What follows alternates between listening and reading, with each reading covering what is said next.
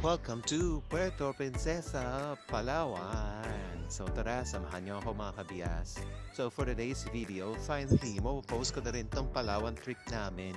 Medyo bulok po to sa gallery ko, kaya ipopost natin siya. So maaga yung flight namin, para nakita kami mga 12 ata. Tapos meron kaming dress code. So ang aming theme ay maong and white shirt, ganyan. So para at least it's easier for us na magkakitaan in case na magkawalaan sa airport, no? Ayan, bukod sa contact sa phone. So syempre, since maaga kami, the usual, naman, kailangan maaga tayo sa airport, domestic man or international. So nag-breakfast po na kami habang nag-aantay ng boarding namin. And finally, ayan, boarding na natin. So picture-picture muna tayo sa labas ng eroplano para at least marami tayong remembrance. So ayan, habang nag-aantay lang tayo mapuno ang plane at aalis na rin tayo in a few minutes. So yan, syempre, capture the moments. Dito ako sa may window side kasi mas gusto ko yun kahit medyo nakakatakot. Pero okay lang, at least na-enjoy mo yung view kahit medyo madilim pa. So siguro mga 1 hour lang ba yung biyahe from Manila to Puerto Princesa Airport. So nung time na yan, nagko-content, gagawa kasi akong content. So kaya din yung itsura ko, parang lihon-lihon ako. Alam niyo yung kay Stella, yung lasing siya na parang nag-boarding announcement, chururut siya. So yun. Anyway, ayan, diba nabaliw-baliw na lang si Akling. And finally, nakarating na rin tayo dito sa Puerto Princesa Airport. So syempre, habang pababa kami dyan, of course, take advantage namin yung time na medyo nauna kami sa pila.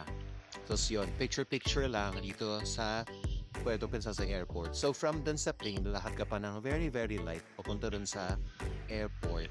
Ayan, so from Puerto Princesa, nag-land travel naman kami. Siguro that took mga 5 to 6 hours. Walang traffic yun ha.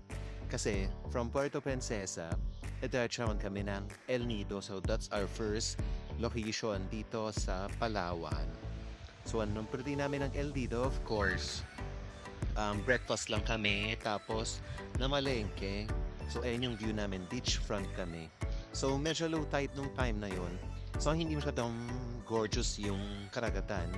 So kaya wala kami masyadong activity nung time yan. As in, namalengke lang kami, nag-grocery, tapos nagpahinga. Kasi day after or the following days, sunod-sunod na yung mga activities namin na gagawin.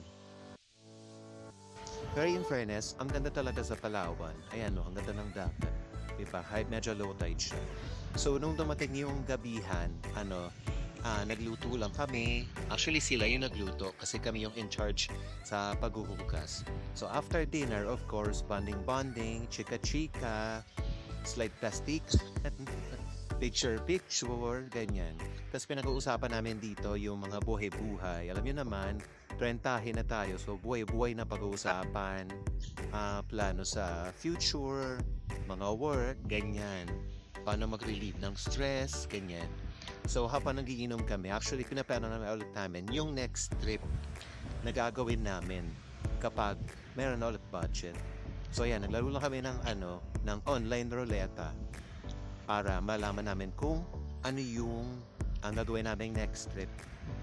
So nakalagay dyan mga domestic tsaka international flights. Pati yung mga bagay hindi namin nagagawa. Like ako, for example, hindi pa nakakapag-EK. So nandiyan si EK. Sana mabunot siya. Pero hindi siya nabunot.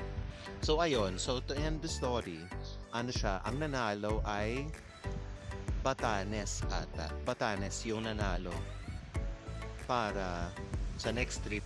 Pero until now, plano pa naman siya, hand drawing pa naman siya. So abangan natin sa susunod na kabanata.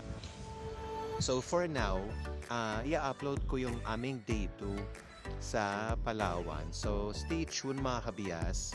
And don't forget to like and subscribe to my channel. So yun lang. Bye-bye.